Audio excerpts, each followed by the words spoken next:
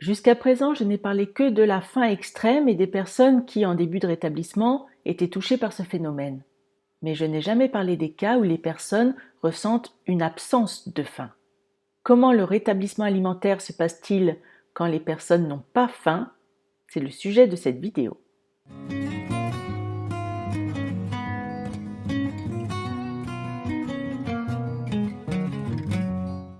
D'abord, comment se fait-il qu'il y en ait qui n'aient pas faim en début de rétablissement? Si on repense à cette théorie de la migration dont parle beaucoup Tabitha Farrar, je trouve que cela aide beaucoup à comprendre. Dans le temps, avant l'âge moderne, avant que l'humanité n'ait tous ces magasins et cette abondance de nourriture, il pouvait nous arriver de nous retrouver dans un environnement où la nourriture soit manquante. Ça peut encore être le cas à l'heure actuelle, en cas de guerre par exemple. Certaines personnes sont préprogrammées à migrer, comme les animaux, vers un pays où la nourriture est plus abondante. Pour ces personnes, soudain, tous les signaux de faim se ferment brutalement en elles et elles se mettent à bouger frénétiquement dans le but de partir vers ce pays d'abondance. On a fait une expérience avec des rats qui est intéressante. En les privant de nourriture, on s'est aperçu qu'ils se mettaient à courir frénétiquement dans leur petit trou et que si on leur représentait un peu de nourriture, ils n'en voulaient pas. C'est cruel comme expérience, mais ces rats, les femelles en particulier, si on les laissait faire, couraient dans cette petit trou jusqu'à la mort. Et la seule façon d'arrêter cela et de les sauver était de les forcer à manger et de leur enlever leur petit trou. Il y a dans l'anorexie des êtres humains un phénomène similaire, puisque face à un déficit énergétique, il y a des personnes qui perdent leurs signaux de faim et qui se mettent à se dépenser physiquement dans tous les sens, comme s'ils migraient en effet vers leur pays d'abondance. Le fait de perdre la faim est un phénomène qui est fait exprès en fait, parce que si on avait faim dans cet environnement où on se trouve où il n'y a rien à manger, on mourrait. La faim nous ferait chercher à manger dans cet environnement-là. Or, c'est un environnement où ça ne vaut pas le coup de chercher, il y a trop peu à manger. Il faut se grouiller et vite partir vers le pays d'abondance, autrement on va mourir. Notre faim donc se coupe et on se met donc à marcher frénétiquement, à courir. L'anorexie serait donc au départ une réponse adaptative face à une situation de famine. Sauf que là, c'est pas adapté parce qu'en réalité, il y a plein de choses à manger autour de nous, sauf que notre corps ne le sait pas. Pour que l'appétit revienne, il faut donc que l'individu se rende vraiment compte qu'il est arrivé dans son pays d'abondance.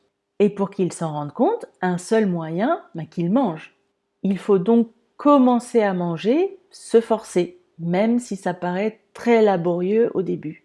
Et en même temps qu'on se force à manger, arrêter de bouger et se reposer. Se forcer donc à manger et à se reposer. Je sais, c'est vraiment très dur parfois, mais c'est la seule façon de retrouver l'appétit pour ceux qui l'ont perdu. Cela peut prendre plus ou moins de temps. Pour certaines personnes, quelques jours vont suffire, alors que pour d'autres, cela peut plutôt durer quelques mois. Tout dépend de l'état de gravité des restrictions qu'on s'est fait subir et de à quel point on arrive à se nourrir à présent.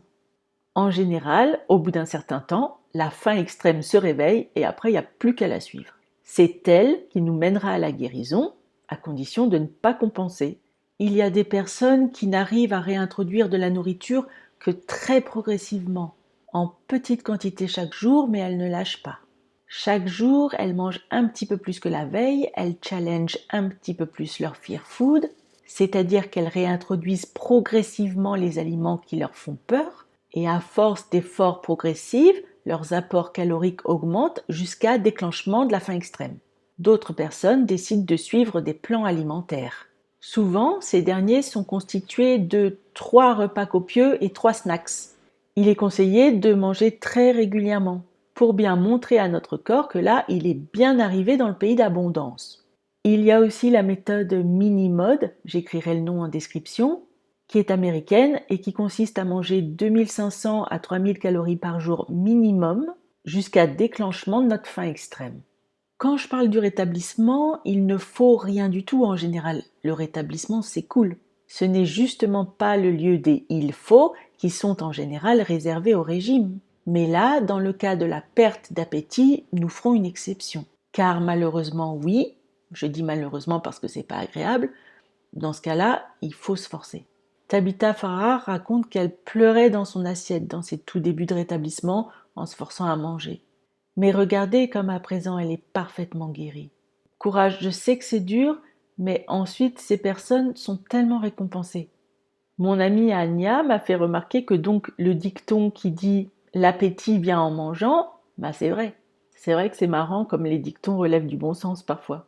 Les signaux de faim physique reviendront en même temps que l'énergie rentrera, car ces signaux de faim physique demandent beaucoup d'énergie à l'organisme, alors que la faim mentale demande beaucoup moins d'énergie.